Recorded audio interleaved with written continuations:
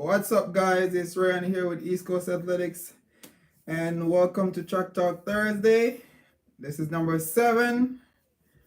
Um, just want to say, I hope you guys, enjoy your Thanksgiving. Didn't have a live session last week because I know it was Thanksgiving and I didn't want to, interrupt, all the festivities.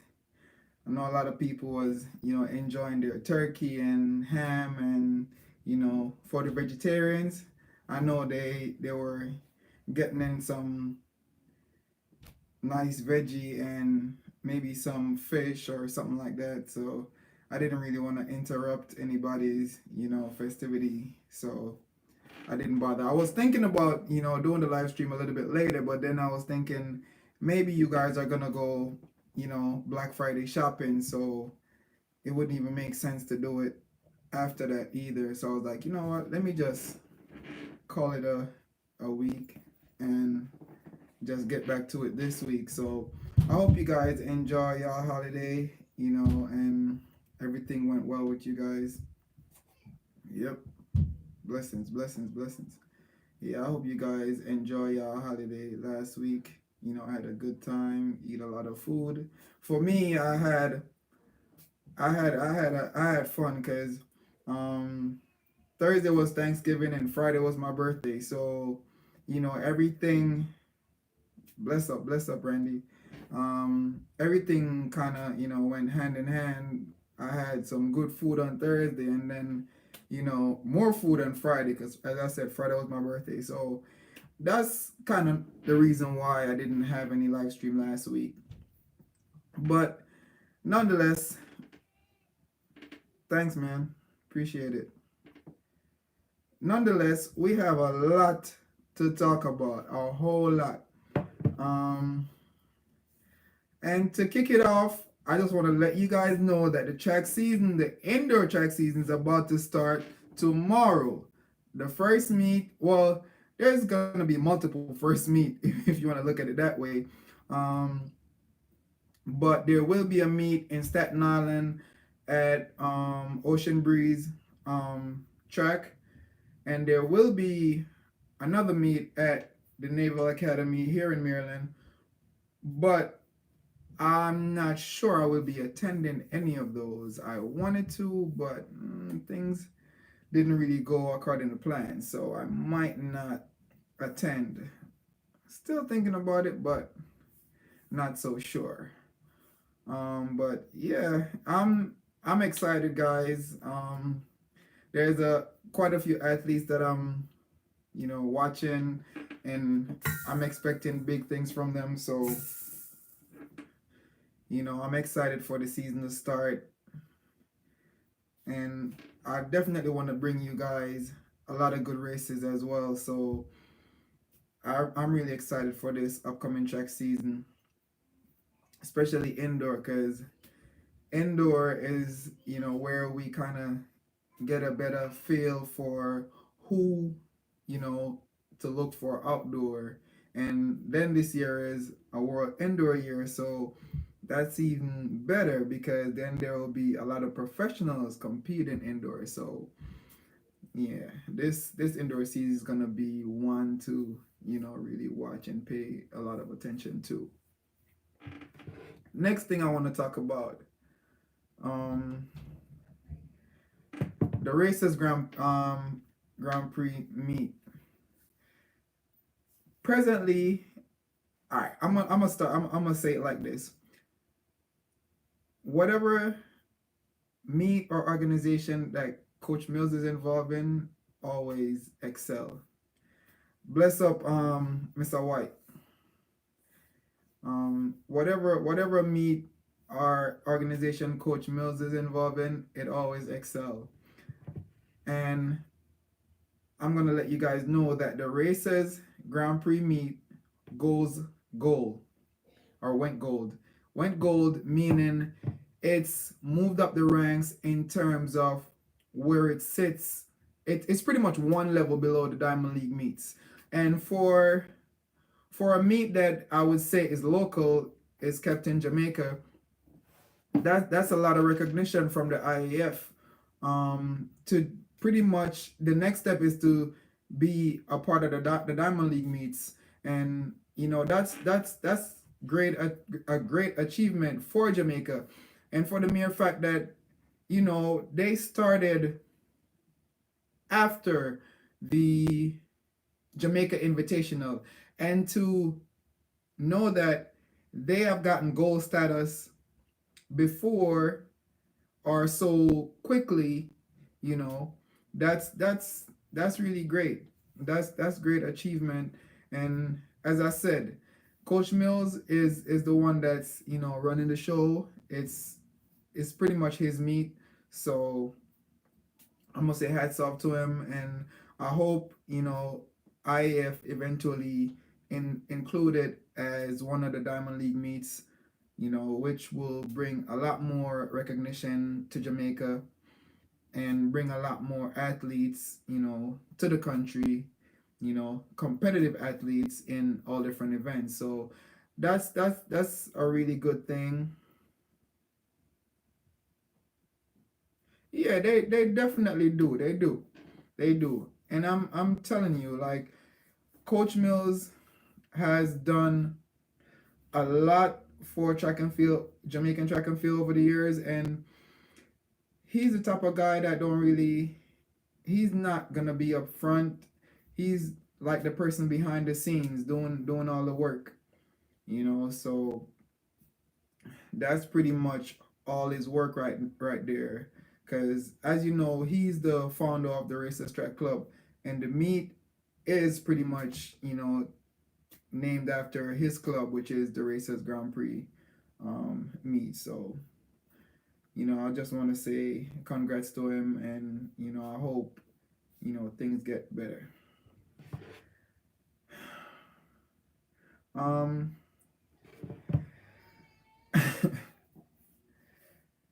I have talked about Johan Blake on this channel, especially this live stream chat on Thursday, quite a lot, but I feel like it's becoming a little bit overwhelming, you know, but at the same time, it's like he's putting himself in the spotlight. He's putting himself in a spot to be talked about, right?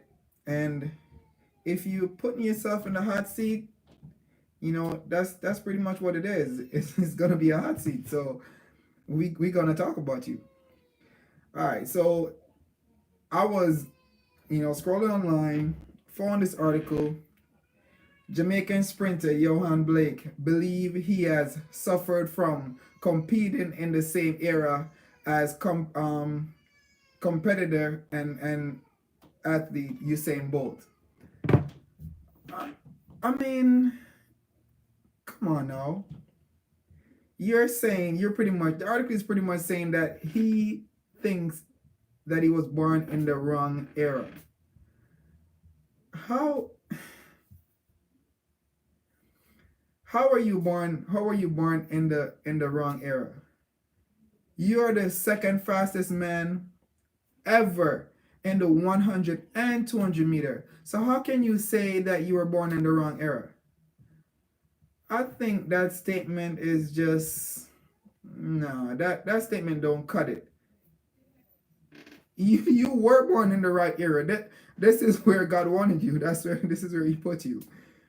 I mean, I understand that you wanted a bigger shine. You wanted to be the big man, the main man. But at the end of the day, you did get your shine. You did shine, and you still got a couple more years left. So, I mean, why, dwell on the past? Why dwell on stuff that already, you know, been past? You know what I'm saying? Focus on what's in front of you, not what is behind you. You have a world championship gold in the 100. You have a Olympic silver in the 1 and 200. You have more than one 4x1 gold under your belt. I think you even have a 4x1 world record under your belt.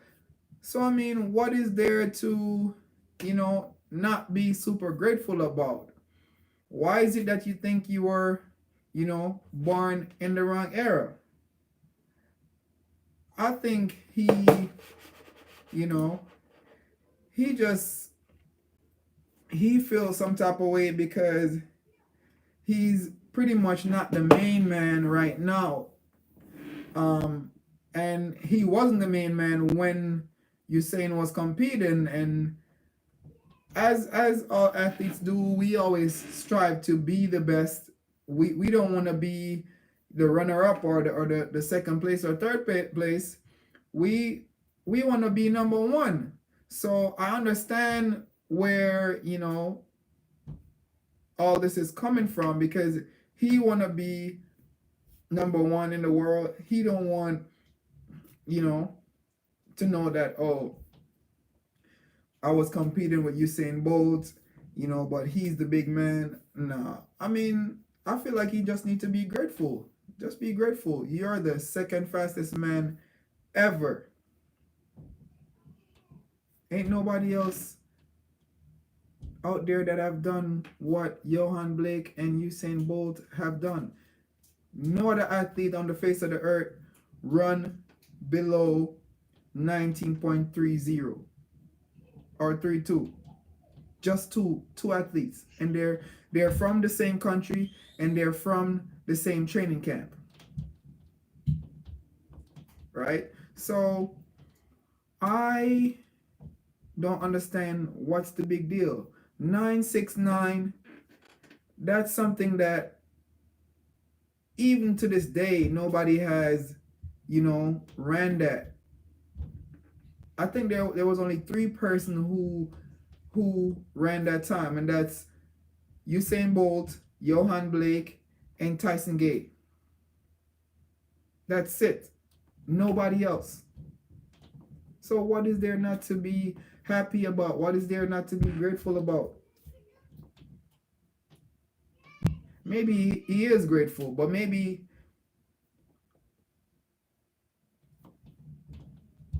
you said with that kind of talking he'll never get back to the level that he was. I mean, I don't know. I don't like to speculate and make assumptions, because at the end of the day, it's an assumption. You could be wrong. You could assume wrong. He could be working really hard, and we really don't know. But at the end of the day, I feel like the vibe, the energy that you put out there in the environment is what everybody is gonna use to judge you. That's what they're gonna use, to pretty much assume and speculate. That's what they're gonna do. Even though we're not supposed to judge anyone. I mean, at the end of the day, we're all human beings, and that's what a lot of people do. They judge you by the words that come out of your mouth. And in my opinion, that's not something that he should be saying. As I said, I'm not shooting him down or anything. I think he's a great athlete, and he will always be a great athlete. But at the end of the day, you gotta just let go of the past and focus on the future. Try to accomplish more than you have already accomplished. And that's pretty much. I'm talking about Johan Blake. He said that he think he was born in the wrong era, because he is pretty much, are you yeah, he is or was in the era of Usain Bolt. So I guess he think that took away his shine. And I'm saying, like, you just need to be grateful, man. Like, you're the second fastest man ever on the on the face of planet Earth. Ain't nobody run faster than you and Usain Bolt yet. So what are you talking about? You always have that. Nobody can take that away from him. And the next topic is still about him, because apparently there's a lot going on with him recently that I don't know if you guys know about. So that's why I'm here. I'm going to inform you guys about it. All right. So a couple weeks ago, I talked to you guys about the fact that he's about to switch coach again. And I believe the same thing, Coach L. Every era have their best. They have their big greats. That's how I want to put it. You know what I'm saying? That's pretty much just what it is.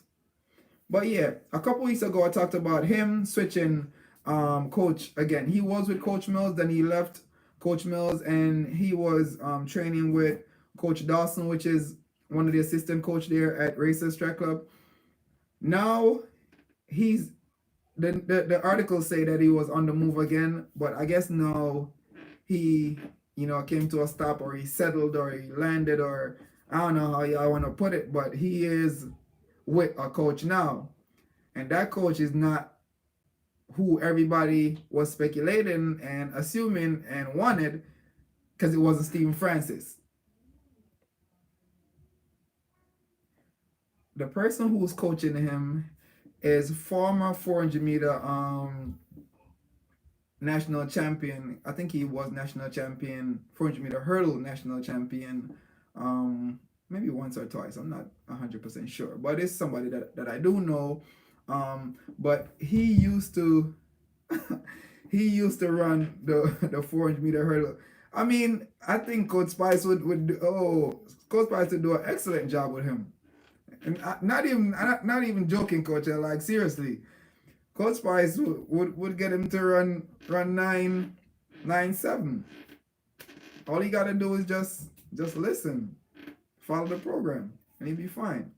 But yeah, he is now with a coach that, in my opinion, he's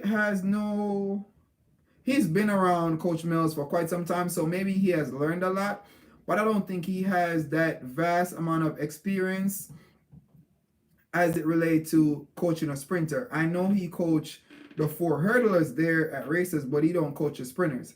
So that's the person who's gonna be in charge of Johan Blake training program. As I said, his name is Gregory Little, and that's pretty much in the article. So yeah, and that's something that was also approved by his agent. Well, approved in the sense that the agent, I guess the agent made it known, or made it public. I'm not sure if the agent was the one who chose the coach for him. I don't think an agent can choose a coach for you. So you know I have no idea who was in the decision making of who should coach him or what. I'm just giving you guys the information as I get it. That's pretty much what I do. Get the information, pass it on to you guys. So I don't know. I don't think that's a smart move. There are so many other coaches, sprint coaches, that you know I think would do much better. I honestly, even though I'm not saying that he can't coach the sprints, Coach L, but what I'm saying is not not a lot of athletes are gonna go to a 800-meter coach to coach them for the 1 and the 200.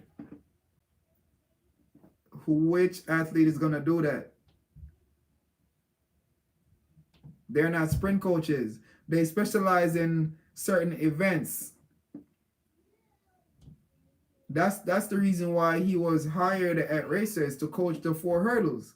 I'm not saying that he has no knowledge, because as I said before, he has been there for a while. He has been at Racers for a while, around the whole team. So you can't just be there as a log and not, just pretty much just sitting there. You have to be learning something or seeing something where you can, possibly implement it into, somebody else workout, or, your own workout, to get an athlete to perform or run fast.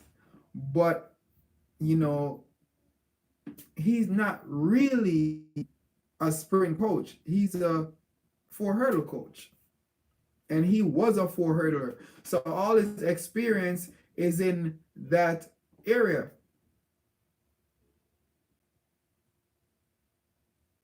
Roy Benjamin is a 400-meter hurdler. There's a Coach L. Hold up. Coach L. A sprint coach will be able to coach 100, 200, 400, and possibly 4 hurdles. But if he have that the knowledge of the hurdle event. However, when you have a coach that specializes in the 400-meter hurdle and not the 1 and the 2, it's going to be a little bit more challenging for them to coach those events. That's all I'm saying. I'm not saying that the guy won't do a good job or he's a bad coach. That's not what I'm saying. All I'm saying is he's not a sprint coach.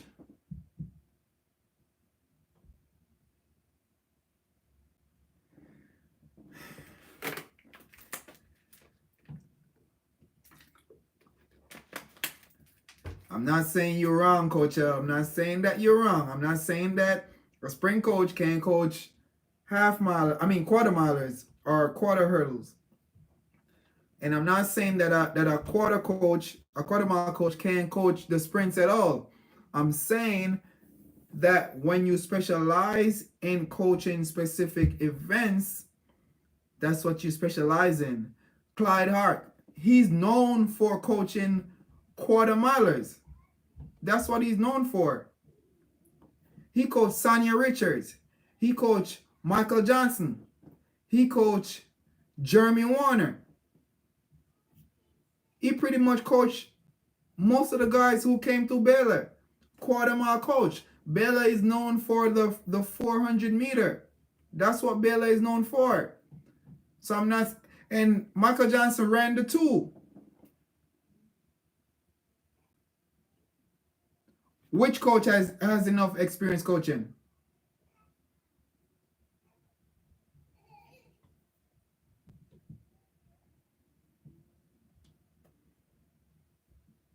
Because I really feel like I'm not saying that because he coached Michael Johnson to run the 2. If you could coach somebody to run 1932 in a 200, why can't you coach him to run the 100? You can't. He can. That's not what I'm saying. I'm saying he can coach somebody to run the 100, but the event that he specializes in is the 400 meter. Most of the athletes that go to him because of his 400 meter. You know, I'm not gonna say background. I don't know if he used to run the event, but I know based on his, they go to him because of his coaching knowledge. You know, for coaching the 400 meter over so many years.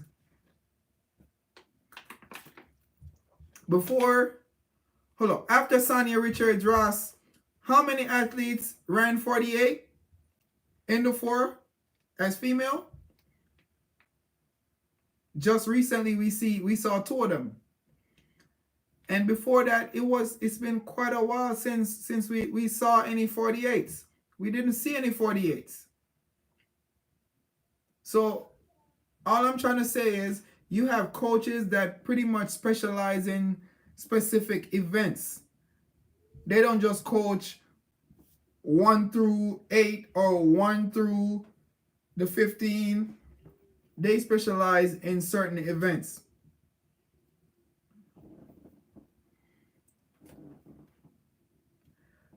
Coach L, that's back in the day. 1996, that's back in the day. I'm talking about after Sonia Richards. She ran 48 maybe like 2 or 3 years.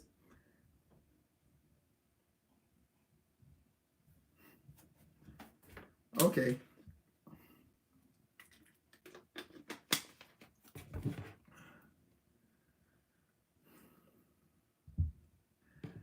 But as I said, it's just my opinion. I think I hope everything go according to, plan. I hope he make it to the World Championship and is able to win. He's my fellow Jamaican. I only want what's best for him. But I'm just saying, I personally feel like there was, other options as it relates to coaches that he could have, choose from, but he didn't. But oh well, he made his decision. You guys now know his decision. So let's just wish him the best and hope everything go according to plan.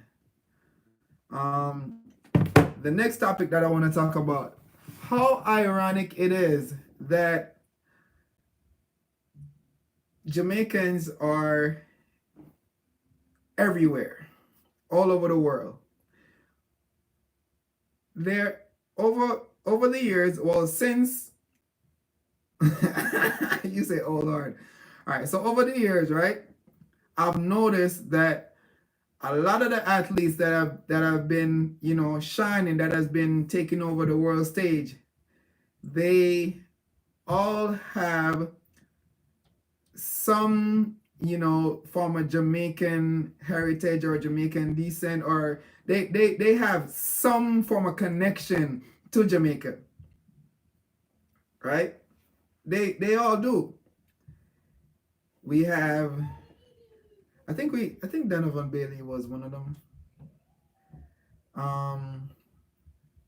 We have your fellow American quarter mile 400-meter athlete, Sonia Richards. She pretty much went to school like two houses away from my house, pretty much. That's where she went to school.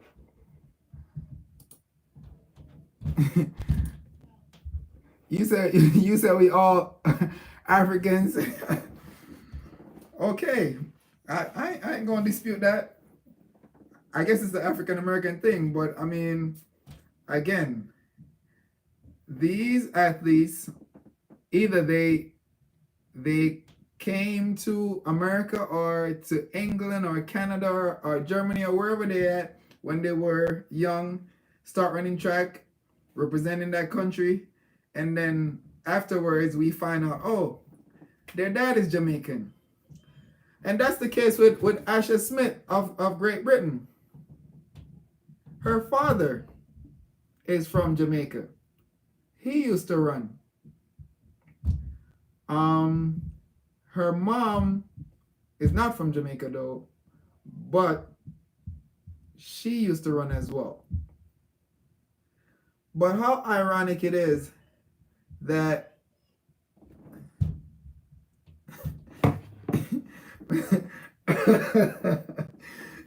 Coach, are you funny? You said England owned Jamaica.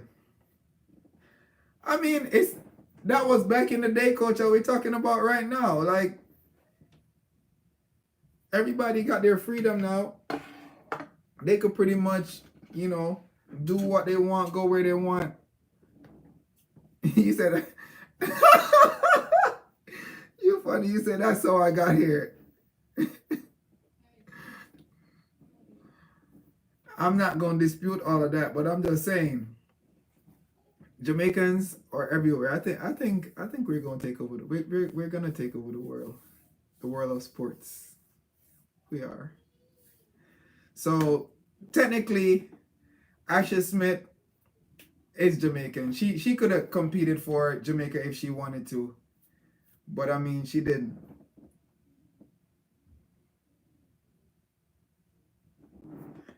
Oh, and I'm not disputing that. The point I'm making is that we're everywhere. We're taking over. Yes, we might be in the U.S. We might even if a couple years ago there was a guy in the 100-meter finals from Japan, and his dad, was it Japan or no? I think it was China. His dad was from Jamaica.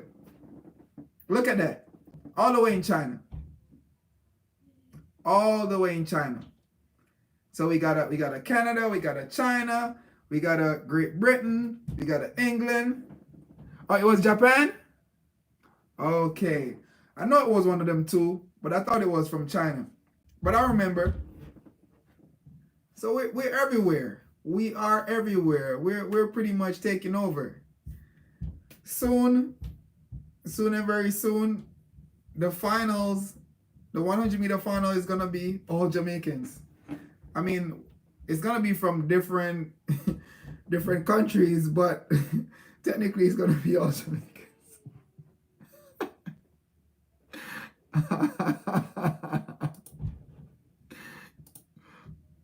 What you say?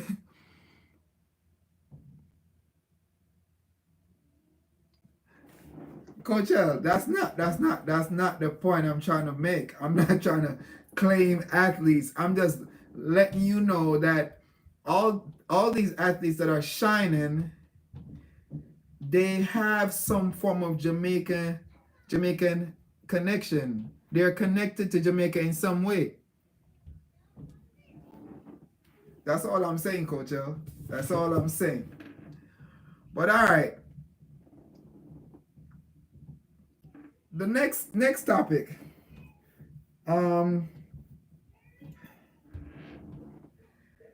Before I even get to it, I just want to read through this real quick. I don't know if you guys know Brittany Anderson. She was presented with a plaque for breaking the world under 20 100-meter hurdles record at the World Athletic Championship. She was awarded at the ceremony in Monaco on Sunday. I think that was on the 23rd. That was when 23rd of November. That's when they had the ceremony. Shelly-Ann Fraser-Pryce missed out on winning the Female Athlete of the Year award. I don't know if you guys pay attention to the stuff that I post in the community section of my channel. Oh my gosh, my son is jumping upstairs. He's gonna come through this roof in a minute. But I don't know if you guys pay attention to the things that I post in the community section of my channel, but I post a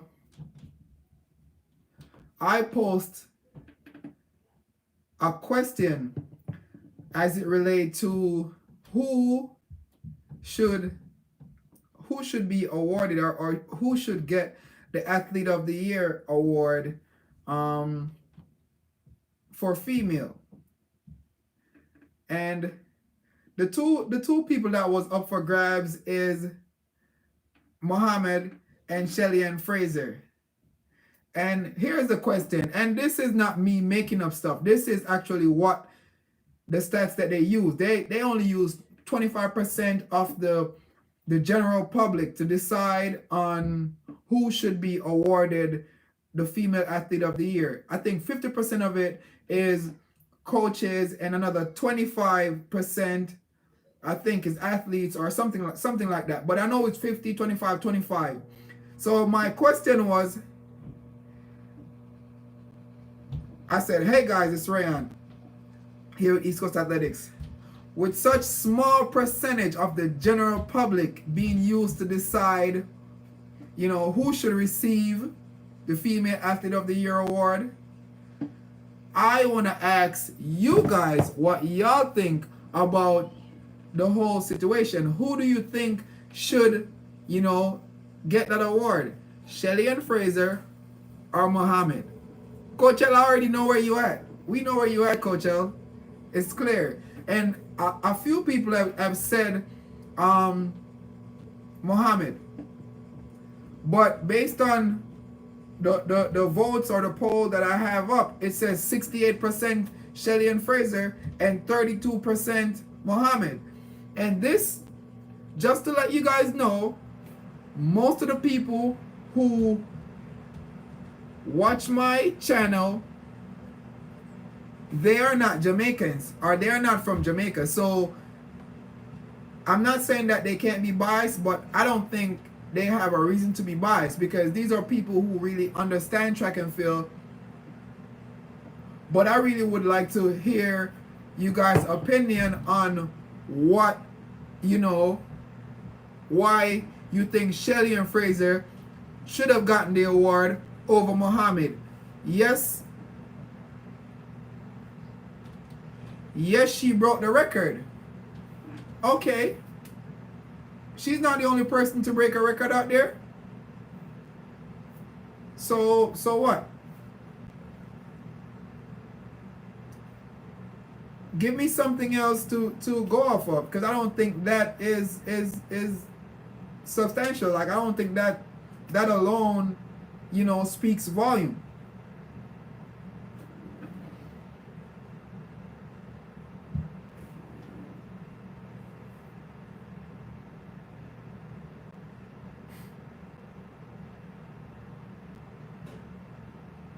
Why wasn't she close?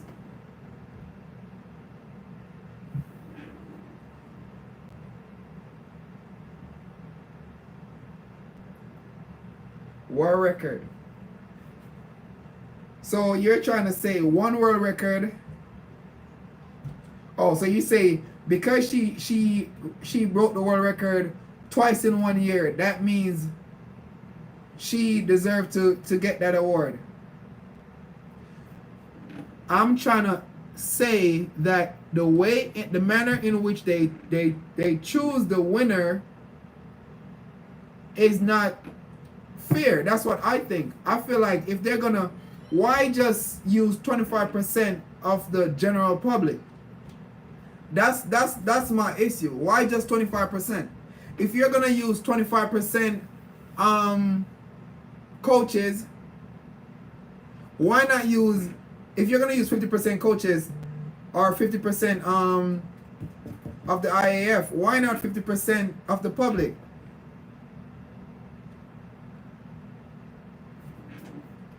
Huh? That's what I'm trying to figure out. Who is gonna be in front of Shelly and Fraser? You say Shelly Ann should be third in the voting. Are you serious, Coach L? Come on now. Come on now. You're not serious when you say, so who is second if she's third, Coach L? Come on, I'm waiting for that answer.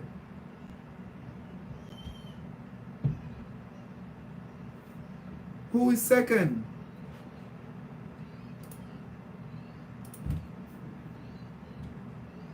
Oh, Mr. Lawrence, you in the building? All right, big up yourself.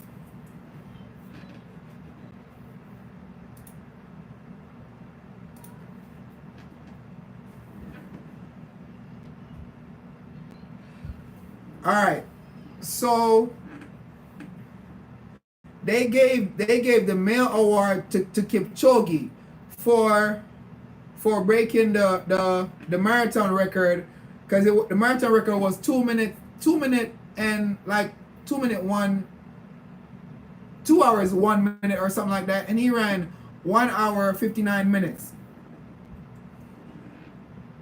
Okay, but a couple weeks after, there was this big thing about the clock not working and a whole bunch of stuff.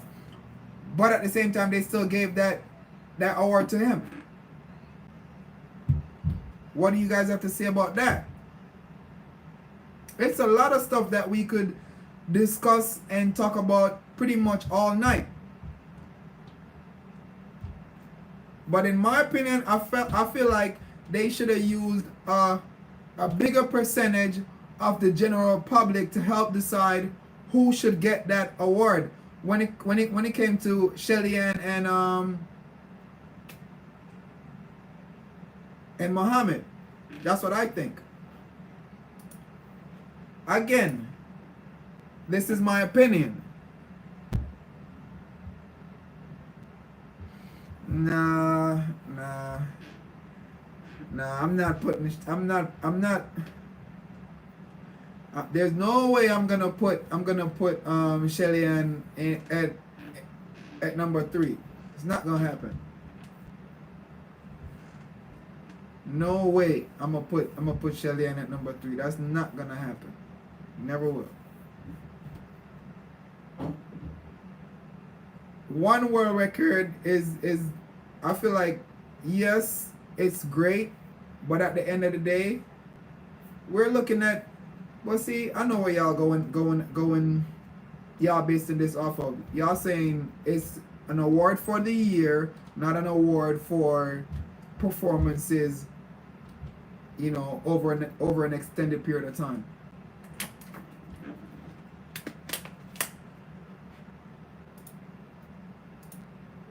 What do you mean? There is no way Shelly-Ann would win, because you're right. She wouldn't win because America is big as hell, and y'all gonna vote for her. That's why Coach L anti-Jamaican.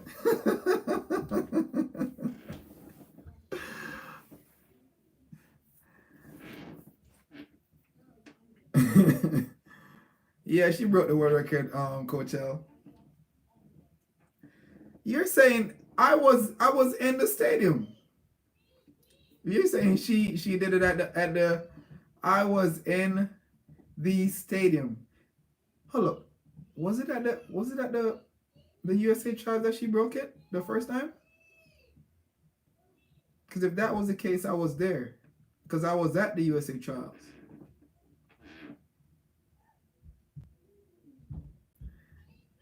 You funny. You say that's why the general public should not be involved. Listen, people from all over love Shelly-Ann Fraser, so they would vote for her regardless. They would.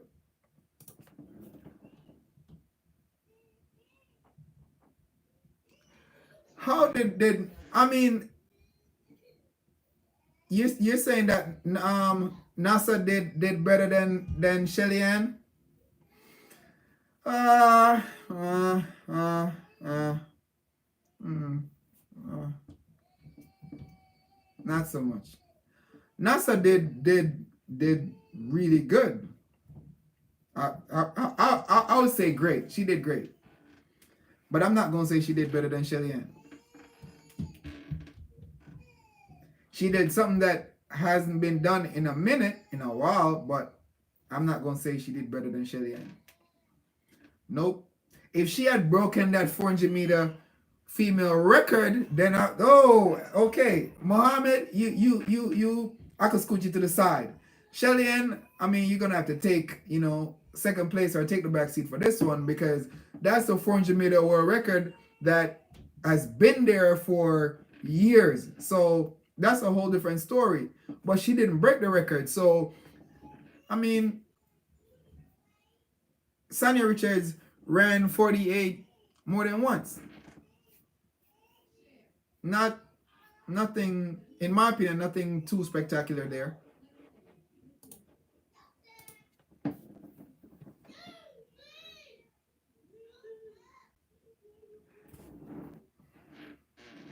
Ten seven, 10-7, 10-7.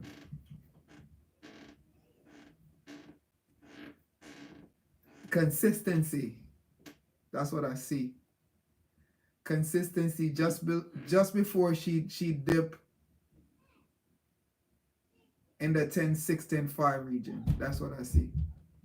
She gonna get there. Oh my gosh, this boy is gonna fall through the roof. The way he's jumping. Disturbing my live stream. Yeah, she ran 48. Oh, I'm not saying that she didn't run a fast 400. That's not what I'm saying. Coach L, that's not what I'm saying. I'm not saying that her performance was mediocre.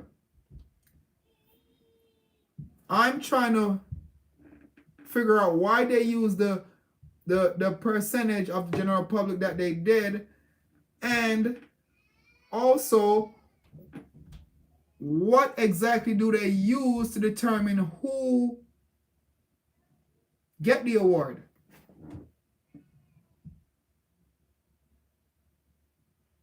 That's what I want to know.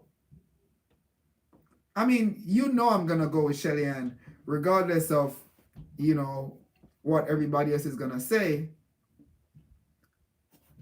I'm sorry, guys, where this is concerned. I might be a little biased. I'm sorry, but it is what it is. Just the same way Coach L is going, drift a little bit to Coleman.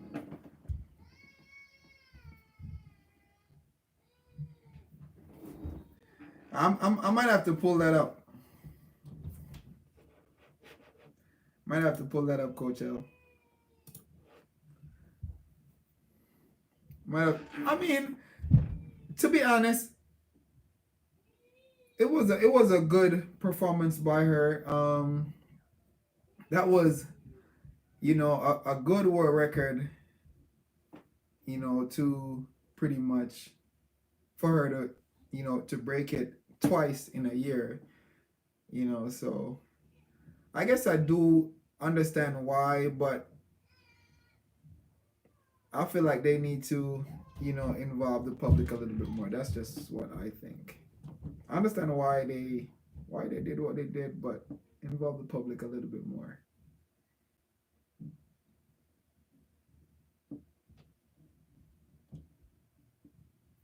Oh, you're correcting Coach L. Maybe that's the time that you want to see her run.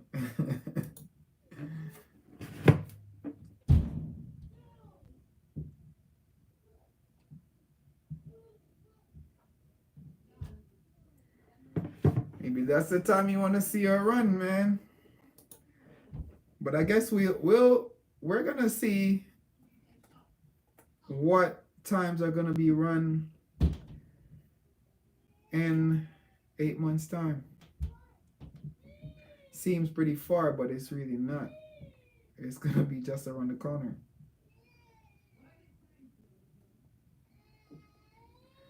Coach, it is not the same time. 48-0 is not 48-1-4. It's different. Come on now.